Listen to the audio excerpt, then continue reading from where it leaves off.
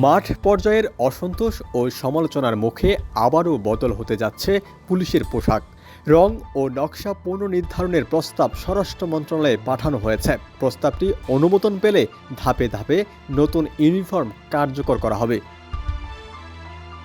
সংশ্লিষ্ট সূত্র জানায়, সম্প্রতি পুলিশ সদর দপ্তরের লজিস্টিক্স শাখার অতিরিক্ত ডিআইজি সারোয়ার জাহান স্বাক্ষরিত এক চিঠিতে পোশাক পরিবর্তনের প্রস্তাব করা হয়েছে।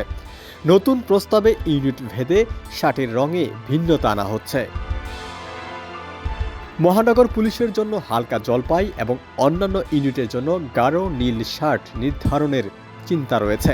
সব ক্ষেত্রেই প্যান্ট খাকি রাখার প্রস্তাব করা হয়েছে। এতে এক রঙা পোশাকের পরিবর্তে সমন্বিত রঙের ইউনিফর্ম চালুর পরিকল্পনা নেওয়া হয়েছে, যা ব্যবহারিক সুবিধা ও আলাদা পরিচিতি দুটি নিশ্চিত করবে বলে আশা করছেন সংশ্লিষ্টরা। এর আগে 2025 সালের নভেম্বর থেকে ধাপে ধাপে লৌহবর্ণ ইউনিফর্ম চালু করা হয়।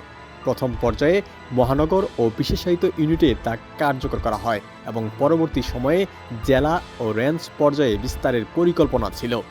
তবে বাস্তবায়নের পরপরই নতুন পোশাক নিয়ে অসন্তোষ দেখা দেয়।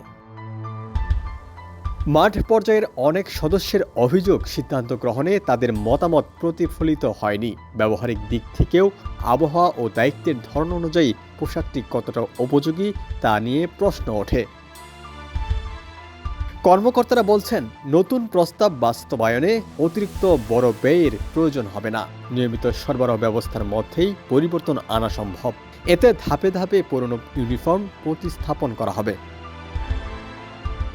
1 বছরের ব্যবধানে ইউনিফর্ম নিয়ে ধারাবাহিক এই পরিবর্তন প্রক্রিয়াকে অনেকে চলমান সমন্বয় ও গ্রহণযোগ্যতা তৈরির অংশ হিসেবে দেখছেন। চূড়ান্ত সিদ্ধান্ত কার্যকর হলে পুলিশের জন্য একটি স্থিতিশীল ও কার্যকর ইউনিফর্ম কাঠামো নির্ধারিত হবে বলে আশা করা হচ্ছে। ডেস্ক রিপোর্ট, সমকাল।